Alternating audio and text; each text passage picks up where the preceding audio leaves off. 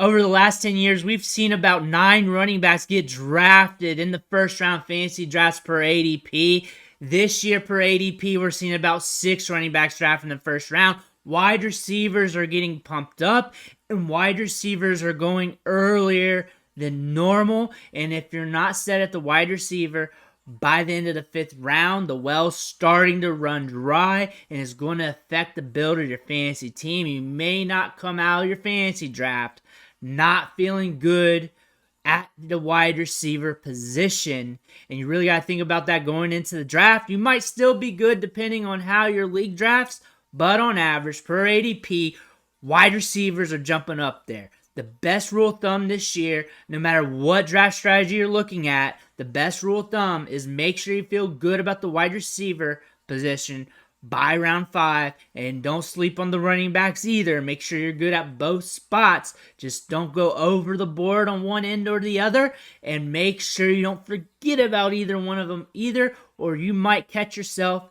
in trouble. But if you are light at wide receiver, or if you need the middle rounds to really get another wide receiver to really round out your wide receiver depth chart, Jahan Dotson is a guy to look at. A second-year wide receiver who's on the come up, a first-round pick in last year's draft in 2022, who really did some things during his rookie season. He was productive. He was on the field getting targets. He had some injuries that impacted his rookie season, but he looked good. Jahan Dotson, going into the season, could be a breakout candidate in the middle rounds that you may want to pay attention to. And when we look to the stats, you're going to see some important things. But before we do, you have to click that subscribe button right now. Give it a tap with the finger. Click with the mouse on your phone. Stop missing out on this content on these players in fantasy football. I'm going to help you with the waiver wire, help you draft your teams, help you set your lineups and everything else throughout the year.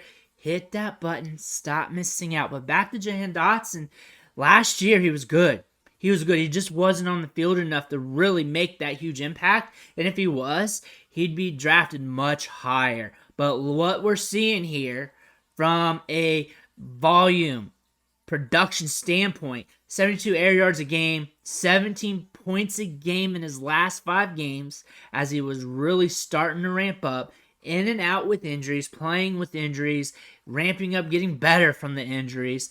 Averaged 2.4 fantasy points per target, one of the top wide receivers in the league at that rate, 6th among all wide receivers. Dude was efficient when he was on the field. He had 5 games where he was more productive than Terry McLaurin. Jahan Dotson's just that player. He's a first rounder. They drafted him in the first round for a reason, because they believe he's talented, and he showed it early. And with a full season this year, and if quarterback Sam Howell really steps up, we could really see this guy blossom and really be a huge asset for your fantasy team at a great price. Looking at more stats here, Terry McLaurin's injured. Think about that. Going into the season injured, we should see Jahan Dotson just take more of a role in the offense as he was building up. He had a 15% target share, but again, some of those games he was ramping up from injury. Some of his games he was injured, and we were just ramping up from being a rookie. Rookie wide receivers have to ramp up somewhere during the season, and then you'll see him blossom, and then it's what happens after that. We saw him play hurt. We saw him come back from injury. He has a rookie as well, 15% target share. He should easily hit the 20s this year. As long as he's healthy and on the field, we should see him do some good thing. At 6 games with 5+ targets last year, heavily involved in the offense. When he was rolling and looking good. Averaged 4.9 targets per game. We had some low-end games as well. Some of them were due to game scripts. Some of them were due to him coming back from injury. Some of them was just a Terry McLaurin game, low-volume game. But again, he is used in this offense, and that is something you need to pay attention to. Looking at his athletic profile, looking good. 4.43 40-yard dash. More than fast enough to get the job done. Speed score's a little low there, but he's not a huge guy, but he's very nuanced. We're seeing him do good things in the preseason games. We're seeing him do good things in training camp. He can create separation. He's good in the slot. He's good at the catch point, plays bigger than his size. A lot like the Tyler Lockett there. That's a comparable due to the athletic metrics and the college production. Look for him to get a lot of workload this year. Look for him to blossom this season, especially as Sam Howell steps up. If he does, he's looking good in training camp, but we'll see what happens when things go live under pressure here in the real season here once everything gets fired up. But Jahan Dotson, though, looking good. And here's how he's about to take over. One, Terry McLaurin going to be hobbled in the start of the year. How long that's going to last, we're going to have to pay attention to that. 114 targets last year. Jahan Dotson, 55. And he's been out of the lineup a lot of the season last year, 11 games played. Look for him to hit over 100 pretty easy. He's going to steal some of Curtis Samuel's touches. Look for him to be around 20% target share, easy. A lot of targets go to the running back in this offense, but look for him to steal some touches and the air yards. A 25% share with a 15% target share, that's solid to see because the target shares are going to increase. If he's on the field, that target share is going to increase, and he's going to get a large amount of deep targets as well and volume. So that's going to allow him to be productive. 14.4 ADOT. He's getting targets downfield. That equates to fantasy production because if you just convert on a few of those, that's going to allow you to be productive and have spike weeks. And spike weeks are huge. Even if you're consistent, you need those spike weeks still because those are going to allow you to win some games. The consistency will keep you in there, but you need some of these players popping off still. 25, 30-point weeks to help you win your leagues. That ADI is an indicator that he can do that. In those matchups, those game scripts, when the target's going deeper his way, converts on a couple of those, you got a big week. And that's something that we're going to be paying attention to throughout the season. And then the price tag is solid. Underdog best ball, 6th rounder. Middle of the 6th round, call it that, 6 to 7, is in that range.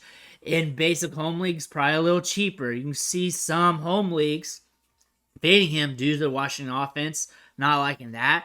But he is one of these wide receivers in the middle round.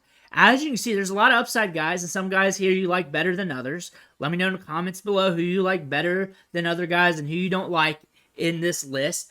But again, nobody's really concrete. There'll probably be a dude or two here that steps up, and you're going to want that. And we're shooting our shots here on some of these players. We've talked about a lot of them. We talked about George Pickens, talked about Jackson Smith and Jigba. We talked about Jahan Dotson today. We've talked about all these guys.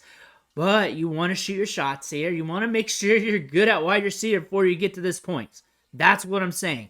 Before you get to this part of the draft, you want to make sure you're good at wide receiver. And here you're taking your shots. You're taking your shots at the young guys, the year 2 guys. There's a lot of wide receivers here that could really exceed expectations, but there's still a dice roll. And I'm telling you right now, Dotson's still a dice roll, even though we got a lot of good indicators. But we do have a lot of good indicators, and you want to pay attention to those. Another reason is you could be looking at these running backs. We still got a lot of good running backs here on the board that could really help out and help round your fantasy football lineup. And you need him because he's got upside. He's got a lot of upside. Could become one of the top wide receivers in the league. Could be very dependent on targets in this offense. This offense may need him badly. It's a juicy depth chart. Him and Terry McLaurin. We got Curtis Samuel there.